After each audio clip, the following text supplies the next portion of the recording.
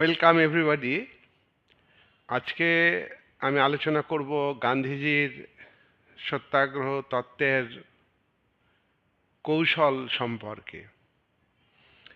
গান্ধীজির অনেক ভিডিও তোমরা দেখছো। এটা ইউপিএসসি পরীক্ষাতে সিলেবাসে রয়েছে। এটা ক্লাস 11-এ আছে, নেট ব্যুরোতে আছে, এটা বিএ মেজর কোর্সেও আছে। এটা খুব গুরুত্বপূর্ণ বিষয়, গান্ধীজি এর উপর আলোচনা।